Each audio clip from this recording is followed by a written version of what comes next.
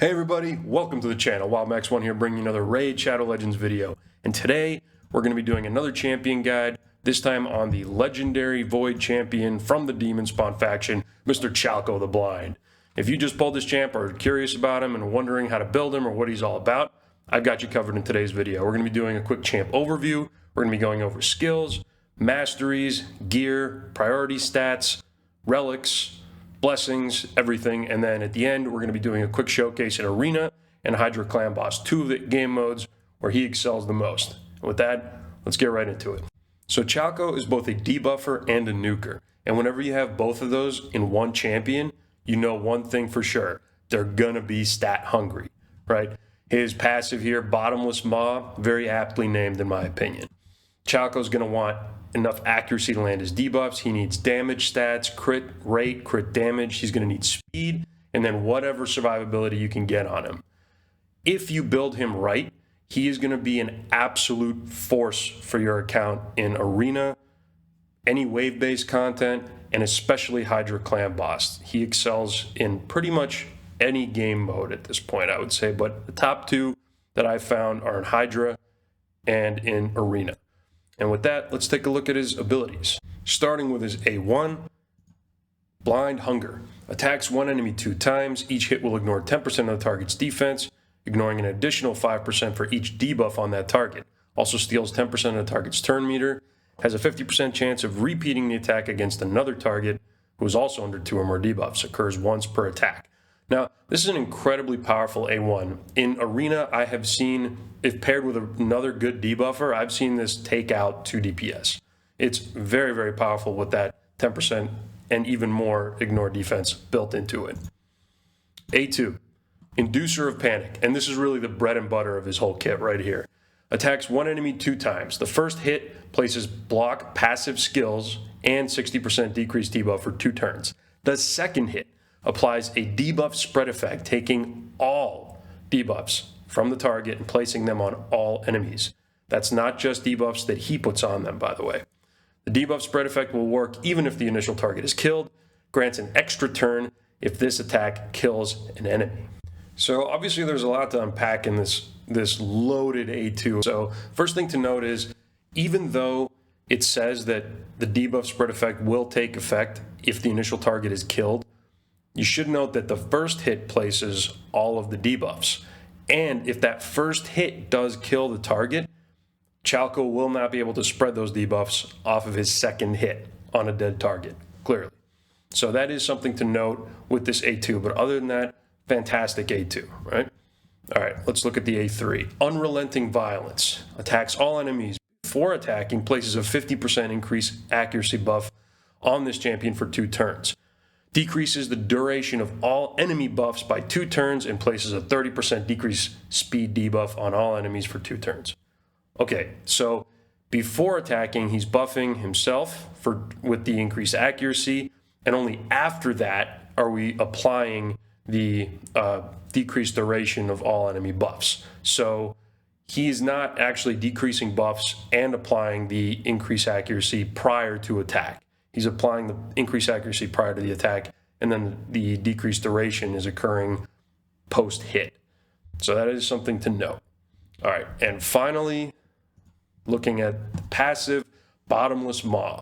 This champion is immune to stun, freeze, sleep, provoke, fear, true fear, and petrification debuffs. Whenever an enemy attempts to place these debuffs on this champion, instantly activates Inducer of Panic skill against that enemy. Does not set Inducer of Panic skill on cooldown. So we're talking about that A2. Increases damage dealt by 5% for each debuff placed by this champion or an ally. The damage increase resets each time a skill is used on this champion's turn, stacks up to 50%. Wow, what an absolutely loaded kit on this champion. Immune to virtually all forms of crowd control, with the exception of most notably Polymorph, which is going to come into play in Arena, given that he's a debuffer and has debuffs on his kit. The other thing to note is that whenever an enemy attempts to place any of these debuffs on him, he will instantly counterattack with his A2. That means that even if Chalco is in Stone Skin and a Taras passive will attempt to put True Fear on him, or an Armand's attempts to AoE stun, he will use his A2. It doesn't have to land on him. It just has to be an attempt to place it. Extremely powerful ability. And then it has a built-in damage increase on top of all of that. Wow. Truly a phenomenal champ with an absolutely loaded kit. All right, so looking at his stats now, nothing really jumps out at you. Like 15k HP, it's fine. Over 1500 attack, good. Defense, just over 1k, it's fine. His speed does seem a little low, but given the fact that he has a built-in counterattack with his arguably strongest ability in his A2, I'm going to say speed's less of a concern. It's more about making sure he hits as hard as possible and keeping him alive. So without looking at the gear first, you know that the stats we're going to be prioritizing are going to be attack, 100% crit rate, as much crit damage as possible, stacking that damage, those damage stats.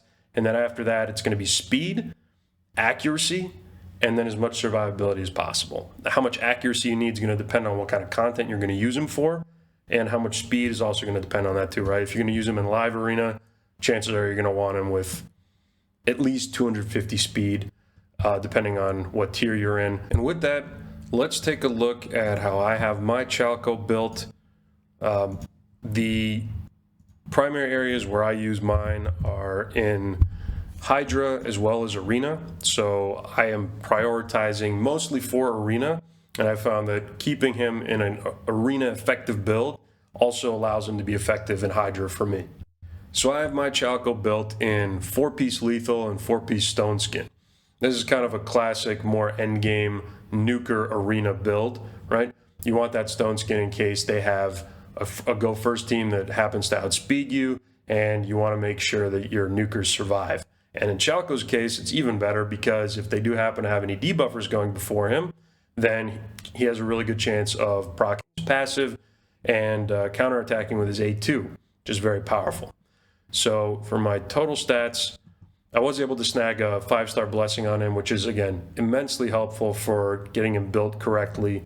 But I have 50k HP, 6.5 attack, 3k defense, right around 250 speed, 100% crit rate, just over 300 crit damage, and then I have 330 accuracy right around. Now, I would like that number to be a little bit higher. I'd prefer if it was close to 400. However, with his self-buffing increased accuracy, I've found that I don't really need that much more. For Arena, it works just fine. And for Hydra, I only have him in my hard team, so the requirements are already met. So I'm actually really happy with that. For the individual pieces of gear, I decided to go with an HP ring with some attack percentage stat below. The reason I wanted to hit 50k on him, just because I feel like that's a good number for Arena nukers. Then we have crit damage with crit damage ascension on the amulet. We have accuracy, and I have attack on the ascension just because I don't have enough to try to change that right now. But I will probably eventually look to have this be accuracy, just to get at least closer to like that 350, 400 mark that I'm aiming for. Speed boots with speed ascension, attack percent chest with attack ascension, percent ascension, and then crit damage on the gloves. And for me, I found that this build works very, very well in pretty much any of the content that I'm using it in. Now, other good ways of building Chalco, if you happen to have pinpoint and lethal gear, then just focus on getting him into, savage gear, or something that has a little bit of, either savage or cruel gear. Either of those are fine. If you don't have any of those, then really you can just end up putting him in perception gear. And I actually have an example here of an earlier game build that you could use. This one is from my War Maiden, and it's just 6-piece perception. And I aimed for 100% crit rate, as much crit damage as I could stack. Now, obviously, these numbers here are inflated because of my blessing, as well as my my haul, as well as some of my faction guardians. But just keep in mind, just going for that 100% crit rate, good amount of accuracy, and then decent speed, and then whatever you can get out of attack and crit damage and survivability is going to have him be effective for you even in an earlier game account. So what about a relic on Chalco? I think the best thing that you can put on him is the Cat's Gaze. Pretty much one of the best relics you can put on a lot of damage dealers at the moment. It gives him all the stats that he really needs, along with that extremely valuable ignore % defense for the target. Mine's currently only level 3 because I'm currently focusing on another one. But this is, I think, the best relic, especially given that he's a low HP champ. In Arena, this is going to be effective, and it's also going to be great in Hydra and anywhere else in the game because pretty much everything's going to have more HP than Chalco. If you don't have the Cat's Gaze, then you could go for a more budget option, such as the Malefic Talon, which is going to give you a chance for a damage proc, and also gives you some really valuable crit damage. For blessings, Chalco has one blessing that I think really outshines the others, and that is Nature's Wrath. This is something that is going to, even at level 1, going to give you potentially up to 6% damage increase because he's always placing debuffs, right? He's placing them with his A2, with his A3, and it's going to be valuable whether you have a 1-star or a 6-star. If you don't want to go with Nature's Wrath, then you could potentially go with Heaven Cast, which is going to give him increased damage for the amount of buffs that he has, or you could go with a Lightning Cage if you're going for PvP and you don't want somebody to strip that stone skin. But I think that for what it's worth, the Nature's Wrath is going to give you your best bang for your buck in terms of damage. Now let's take a look at the Masteries that I have. All right, let's switch myself around here a little bit just so you can see. All right, so I decided since I'm already building him in lethal and I've got the Cat's Gaze on him, I really want to maximize that ignore % defense. So going down and picking up Helm Smasher, I really wanted to make sure that I picked up Methodical on him because his A1 also ignores % defense on it, and it hits hard and it can hit up to 2 targets. So Methodical is going to be really valuable on him. Then for me, given that he's more of a PvP or arena focus, I decided to go with Shield Breaker, Whirlwind of Death, just to make him a little faster each time he kills a champ, and then Cycle of Violence just to get through his abilities and make sure we're getting as many A2s as possible. And as I already mentioned, I feel mine is a little bit low on accuracy, so I decided to go for secondary into the support tree, and I think this is fine for pretty much any Chalco build, although if you really are not worried about accuracy, then I might decide to go into the defense tree and pick up, something like Delayed Death, as well as Retribution, just for that, again, chance to counterattack with his A1. But if you are looking for a little more accuracy, then coming in the support tree, getting Pinpoint, Charged Focus, Swarm Smiter, and then getting Master Hexer is going to work just fine for you. And with that, we have the full build showcased, ready to go. Let me just move myself back here, and then let's go see what Chalco can do. I'm going to show him in the arena first, since that's pretty much where I love using him, and I think that's where he really shines.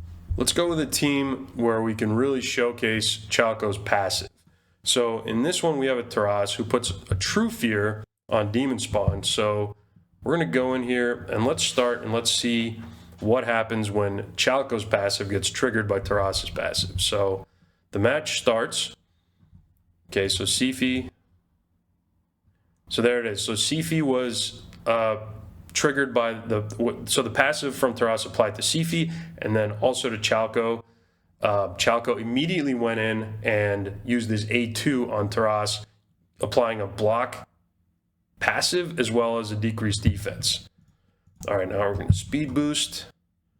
We're going to try to strip as many of them as possible. All right, that's fine. And then let's try to see if we can get the remainder of the stone skins off with his A3. All right, that worked for the Marichka. Let's keep her out of the game right there. Let's try to strip the rest of the buffs. Okay. Now let's try to take him out. That did not work. All right. Now I'm going to use his A2 again on Marichka which will hopefully block her attempt to revive the rest of the team if it applies on her. And sure enough, it did. It blocked her passive, so she did not revive Taras or Pythion. Again, we're just going to let the rest of this play out on auto, but there's a perfect example of how powerful that A2 can be. All right, that was kind of a tanky team. Let's try to find one that is purely, it looks like a go first. All right, so we have a 6-star Blessing Arbiter in the front with a Siphi to follow up and a Warlord. This looks pretty much like a team that's meant to go first and pretty much just clobber you with speed. So let's give it a shot here. I'm going to count on him going in with his A2 because of the Taras passive and spreading block passive skills on everybody, just like that. Really powerful.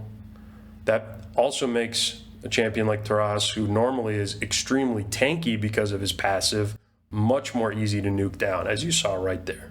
All right, so now we saw his passive getting procced from Fears. Now let's take a look at Freezes.